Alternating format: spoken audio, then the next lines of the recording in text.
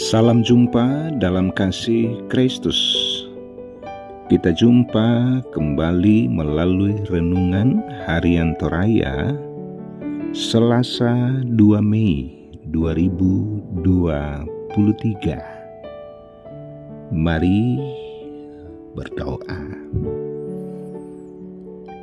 Firman-Mu telah tersedia untuk kami baca dan renungkan di pagi hari ini. Oleh kuat kuasa Roh Kudus-Mu, firman ini menjadi berita sukacita, menjadi sumber kekuatan dalam percaya dan terus berpengharapan kepadamu. Berbicaralah di dalam nama Tuhan Yesus. Amin. Yehezkiel 3 ayat 1 sampai 10.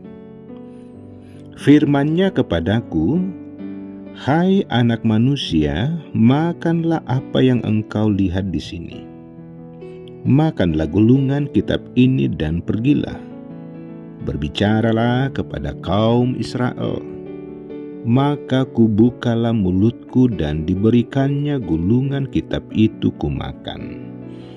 Lalu firman-Nya kepadaku, "Hai anak manusia, makanlah gulungan kitab yang kuberikan ini kepadamu dan isilah perutmu dengan itu." Lalu aku memakannya dan rasanya manis seperti madu dalam mulutku. Firman-Nya kepadaku, "Hai anak manusia, mari, pergilah dan temuilah kaum Israel dan sampaikanlah perkataan-perkataanku kepada mereka. Sebab engkau tidak diutus kepada suatu bangsa yang berbahasa asing dan yang berat lidah, tetapi kepada kaum Israel. Bukan kepada banyak bangsa-bangsa yang berbahasa asing dan yang berat lidah, yang engkau tidak mengerti bahasanya. Sekiranya aku mengutus engkau kepada bangsa yang demikian, mereka akan mendengarkan engkau. Akan tetapi kaum Israel tidak mau mendengarkan engkau, sebab mereka tidak mau mendengarkan aku, karena seluruh kaum Israel berkepala batu dan bertegar hati. Lihat, aku meneguhkan hatimu melawan mereka yang berkepala batu dan membajakan semangatmu melawan ketegaran hati mereka. Seperti batu intan yang lebih keras daripada batu, kuteguhkan hatimu. Janganlah takut kepada mereka dan janganlah gentar melihat mukanya, sebab mereka adalah kaum pemberontak.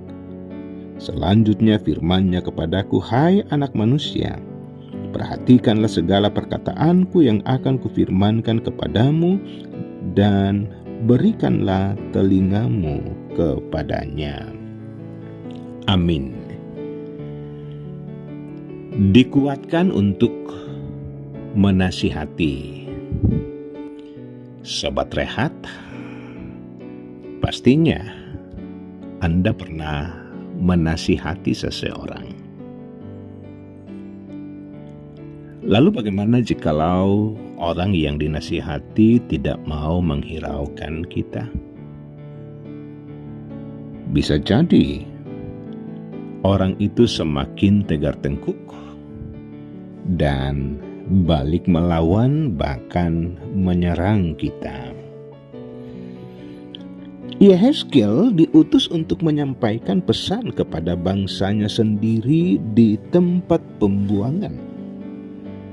Selain karena memang Yehezkiel mengenal bangsanya sendiri, juga ia berstatus sebagai umat pilihan Allah, walau berada di negeri pembuangan. Sebagai umat pilihan Allah, Israel hendaknya mendengar pesan yang disampaikan oleh Yehezkiel. Tetapi apa yang terjadi? Mereka justru melawan Allah yang memilih dan mengasihi mereka. Nasihat Yehezkiel bukannya melunakkan hati bangsa Israel. Allah malah memilih meneguhkan hati Yehezkiel seperti batu intan dan membuat semangatnya seperti baja, agar tidak takut dan gentar ketika berhadapan dengan bangsa yang keras kepala itu. Karena itu Yehezkiel harus memperhatikan dan lebih memilih mendengarkan Allah dan menyampaikan firman-Nya dengan teguh dan dengan semangat yang besar di hadapan umat-Nya. Sobat Rehat, kita pun adalah orang-orang yang dikasihi Tuhan, menjadi alamat pengasihan Allah. Dan kita diberi kepercayaan untuk menyampaikan teguran kepada umat-Nya. Yehezkiel harus kuat menegur dan memperingatkan bangsa Israel. Tentunya kita pun tidak harus diam dan kompromi dengan setiap pelanggaran dan kesalahan yang disampaikan dan dialami bahkan dilakukan orang-orang di sekitar kita. Sebagai orang percaya, kita terpanggil untuk menyampaikan kebenaran Tuhan, menegur sesama yang hidup dalam kejahatan. Walau seperti apa respon dan perlakuan mereka, tetapi adalah tanggung jawab kita untuk menyampaikan itu. Rasul Paulus kepada Timotius di 2 Timotius 4 ayat 2, di sana dikatakan, beritakanlah firman. Siap sedialah baik atau tidak baik waktunya, nyatakanlah apa yang salah. Tegurlah dan nasihatilah dengan segala kesabaran dan pengajaran. Yang pasti, apa yang baik, apa yang indah, apa yang berkenan kepada Tuhan. Tuhan pasti ada bersama dengan kita untuk menyatakan semua itu. Amin. Mari berdoa. Allah Bapa di sorga, firman-Mu ya dan amin, firman kehidupan dan kebenaran. Tidak saja firman-Mu yang kami dengarkan berlalu begitu saja, tetapi dengan hikmat Tuhan, dengan kekuatan dari Tuhan, kami terus belajar untuk mendengar dengan setia, melakukan kebenaran-kebenaran Tuhan. Teristimewa untuk menasihati hal-hal yang indah kepada sesama kami.